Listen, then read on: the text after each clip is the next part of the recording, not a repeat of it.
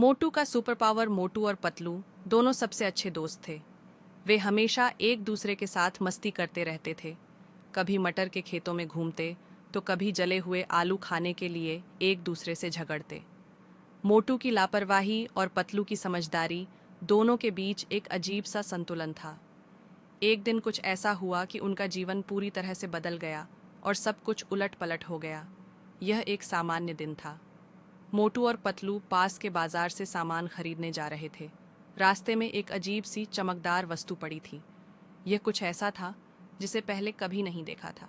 मोटू, जो हमेशा हर चीज को लेकर उत्सुक रहता था, बिना किसी सोच विचार के उस वस्तु को उठा लिया। यह एक छोटा सा क्रिस्टल जैसा दिखाई दे रहा था। जैसे ही उसने उसे छुआ, एक तेज रोशनी ने उसे घेर लिया। मोटू ने आंखें मिचमिचाईं और कुछ क्षण के लिए उसे लगा कि वह सपना देख रहा है। कुछ ही सेकंड में वह खुद को जमीन से कई फीट ऊपर उड़ते हुए महसूस करने लगा। वह चिल्लाया, पतलू पतलू! लेकिन पतलू ने यह सब देखा नहीं। मोटू तेजी से हवा में उड़ता चला गया। उसे एक अजीब सा एहसास हुआ कि अब वह कुछ खास है, जैसे उसे कोई सुपर पावर मिल गई हो। मोटू ने सबसे पहले तो अपनी खुशी को नियंत्रित करने की कोशिश की। वह समझ नहीं पा रहा था कि यह क्या हो रहा है। एक मिनट में वह उधर जा रहा था, अगले ही पल कहीं और। वह गिरते गिरते बचा, लेकिन उसकी उड़ान में नियंत्रण का अभाव था। कुछ देर बाद वह एक पेड़ से टकराया और नीचे गिर पड़ा। ये तो गनीमत थी कि वह गंभीर रूप से घायल नहीं हुआ। पतलू ने मोटू को गिरते हुए देखा और भागते हुए उसके पास गया। मोटू, तुम ठीक हो? पतलू ने चिंतित होकर पूछा। मोटू ने एक भारी सांस ली। पतलू, मुझे लगता है मुझे सुपर पावर मिल गई है।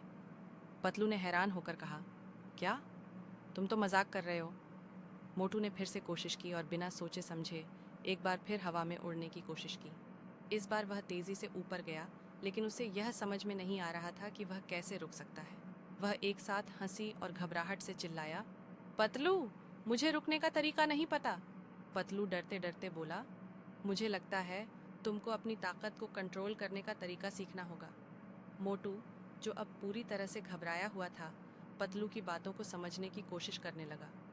उसने खुद को शांत करने का प्रयास किया, लेकिन उसकी शक्तियाँ उसे काबू करने का मौका नहीं दे रही थीं। वह फिर से उड़ने लगा, लेकिन इस बार वह इधर उधर भागते हुए किसी घर के ऊपर से उड़ते हुए एक और पेड़ में टकरा गया। पेड़ से टकराने पर वह नीचे गिरा और जोर से चिल्लाया, ये क्या हो रहा है? पतलू अब पूरी तरह से चिंतित था। वह सोचने लगा कि अगर मोटू अपनी नई शक्ति को नियंत्रित नहीं कर पाया तो समस्या बढ़ सकती है। मोटू, तुम्हें यह सुपर पावर इस्तेमाल करने के लिए समझदारी से काम लेना होगा। तुम जो चाहो वह सब नहीं कर सकते। मोटू ने पतलू की बातों को ध्यान से सुना और एक बार फिर कोशिश की। वह चाहता था कि वह अपनी उड़ान को रोक सके, लेकिन हर बार वह नियंत्रण खो बैठता था। इस बार वह सीधे एक स्टोर की छत पर गिरा और आसपास के लोग चौंक गए। ये क्या हो रहा है? एक आदमी चिल्लाया। मोटू खुद को शर्मिंदा महसूस कर रहा था। मुझे यह सब नहीं करना था, वह माफ़ी मांगते हुए बोला।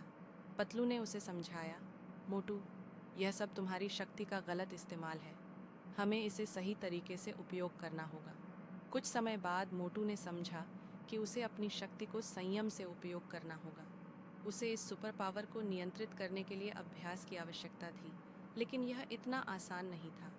वह धीरे धीरे सीखने लगा, लेकिन हर बार कुछ नया हादसा ज़रूर होता था। कभी वह बिना किसी इरादे के कहीं गिर जाता, तो कभी हवा में अनियंत्रित उड़ने लगता। एक दिन जब मोटू और पतलू पास के जंगल में घूमने गए, तब मोटू ने महसूस किया कि उसकी शक्ति पर अब कुछ नियंत्रण आ गया है। वह धीरे धीरे हवा में उड़ सकता था और उसे यह समझ आ गया था कि उसे धीमे धीमे अपनी गति को नियंत्रित करना चाहिए। वह पतलू के पास गया और बोला, पतलू, अब मुझे लगता है कि मैं इसे कंट्रोल कर सकता हूँ। पतलू ने मुस्कुराते हुए कहा, मोटू, तुम्हारा आत्मविश्वास ही तुम्हारी सबसे बड़ी ताकत है। अब तुम अपनी शक्ति का सही इस्तेमाल कर सकोगे।